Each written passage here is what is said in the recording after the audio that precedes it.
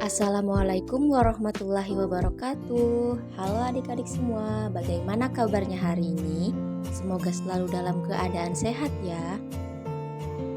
Hari ini kita memasuki pembelajaran 3, yaitu akibat perilaku tidak mengutamakan persatuan dan kesatuan.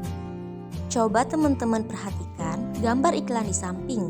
Ada menunjukkan perdamaian abadi, persatuan dan kesatuan Indonesia, dan keadilan sosial. Apakah kalian tahu apa akibatnya jika persatuan dan kesatuan tidak terwujud dalam kehidupan sehari-hari? Jika tidak ada persatuan dan kesatuan, maka yang terjadi di antaranya adalah perpecahan dalam masyarakat. Jika warga masyarakat tidak menerapkan sikap persatuan dan kesatuan, maka lingkungan masyarakat akan menjadi rusuh, mencekam, serta penuh huru-hara jika terjadi konflik dalam masyarakat. Mengelompokkan iklan. Berdasarkan isinya, iklan merupakan salah satu penyampai informasi kepada masyarakat. Berdasarkan isinya, iklan dibedakan menjadi 3 jenis, diantaranya sebagai berikut. 1. Iklan pemberitahuan. Iklan pemberitahuan memiliki tujuan, yaitu untuk menyampaikan informasi. Iklan pemberitahuan dibuat hanya untuk menyampaikan informasi kepada masyarakat mengenai suatu hal, seperti pengumuman ujian atau berita duka cita dan berita informasi penting lainnya. Yang kedua, iklan penawaran atau niaga. Iklan penawaran dibuat dengan tujuan untuk menawarkan suatu produk atau jasa kepada masyarakat luas. Misalnya, untuk memperjualbelikan makanan dan minuman, dan menawarkan perabot rumah tangga lainnya. Yang ketiga, iklan layanan masyarakat. Iklan ini biasanya dibuat oleh pemerintah atau organisasi pemerintahan yang bertujuan untuk memberikan informasi ataupun mengajak masyarakat untuk melakukan kegiatan atau program pemerintah secara bersama-sama. Contohnya, seperti membuang sampah pada tempatnya dan tetap harus hati-hati serta menjaga protokol kesehatan. Selanjutnya, mari kita mengidentifikasi akibat dari perilaku tidak mengutamakan persatuan dan kesatuan. Salah satu jenis iklan yaitu iklan layanan masyarakat dari pemerintah yang isinya berupa imbauan. Misalnya saja, imbauan untuk mengutamakan persatuan dan kesatuan di atas perbedaan dan keragaman di Indonesia. Indonesia adalah sebuah negara yang kaya akan keberagaman sosial maupun budaya. Keberagaman tersebut harus kita sikapi dengan semangat persatuan dan kesatuan. Kira-kira apa yang akan terjadi jika bangsa Indonesia tidak memiliki semangat persatuan dan kesatuan? Ada yang tahu? Perlu kita ketahui bahwa kemerdekaan Indonesia diperoleh melalui persatuan dan kesatuan para pejuang beserta seluruh bangsa Indonesia. Sebagai generasi penerus, kita harus melanjutkan perjuangan mereka. Kita juga harus meneruskan semangat persatuan dan kesatuan mereka dalam kehidupan sehari-hari. Jika kita tidak memiliki semangat persatuan dan kesatuan, akan menimbulkan akibat sebagai berikut. Yang pertama, lingkungan keluarga. Bagian A, kurangnya kerukunan antar anggota keluarga. Bagian B, suasana rumah menjadi tidak tentram, damai, dan aman. Yang bagian C, pekerjaan menjadi sulit dikerjakan karena tidak ada rasa kebersamaan untuk mengerjakan pekerjaan rumah bersama. Yang kedua, lingkungan sekolah. Bagian A, kurangnya rasa peduli terhadap teman. Bagian B, memilih-milih teman dan tidak menghargai teman yang berbeda. Bagian C, sering mengejek teman sehingga tidak disenangi oleh teman. Yang ketiga, lingkungan masyarakat. Bagian A, kurangnya toleransi dan tenggang rasa antar warga masyarakat. Bagian B, mudahnya terjadi perpecahan antar masyarakat. Bagian C, kurangnya sikap saling menghormati dan menghargai.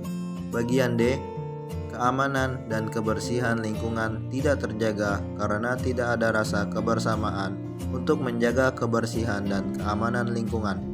Yang keempat, lingkungan bangsa dan negara. Bagian A, berkurangnya rasa cinta tanah air dan perpecahan antar kelompok dan golongan. Bagian B, melemahnya sistem pertahanan dan keamanan bangsa akibat ancaman dari dalam dan luar. Selanjutnya, pengaruh kegiatan ekonomi terhadap kesejahteraan masyarakat. Persatuan dan kesatuan seharusnya diterapkan di setiap aspek kehidupan. Salah satunya adalah di bidang ekonomi. Dalam kegiatan ekonomi, perlu diutamakan sikap bersatu untuk mewujudkan masyarakat yang sejahtera. Apa saja kegiatan ekonomi yang dilakukan masyarakat? Kegiatan ekonomi merupakan suatu kegiatan yang dilakukan oleh manusia untuk memenuhi kebutuhan dan mencapai kesejahteraan dalam hidup. Kegiatan ekonomi dapat dilakukan secara individu, kelompok, maupun negara.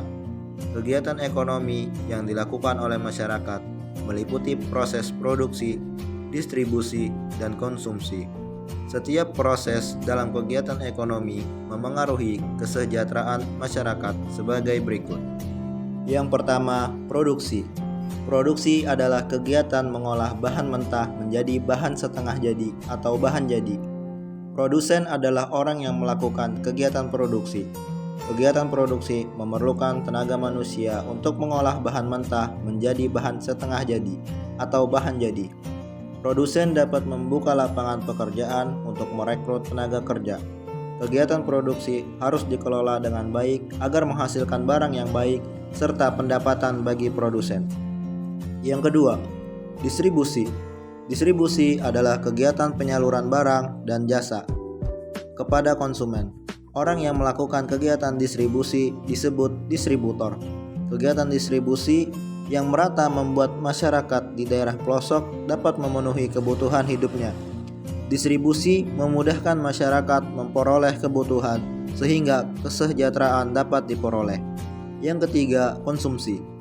Konsumsi adalah kegiatan memanfaatkan dan menggunakan hasil produksi, barang dan jasa untuk memenuhi kebutuhan hidup. Konsumen adalah orang yang melakukan kegiatan konsumsi. Konsumen harus mengeluarkan uang untuk mendapatkan barang atau jasa yang dibutuhkan. Kegiatan konsumsi dapat meningkatkan kesejahteraan masyarakat, karena dengan mengonsumsi suatu barang atau jasa, kebutuhan manusia dapat terpenuhi. Jika kebutuhan terpenuhi, maka kesejahteraan dapat diraih.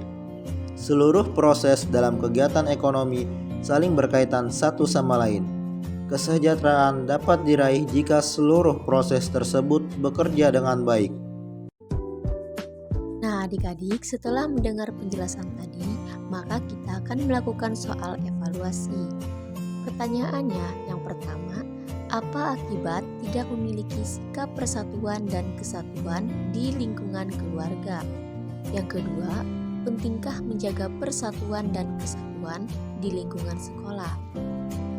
Jelaskan menurut pendapat kalian masing-masing.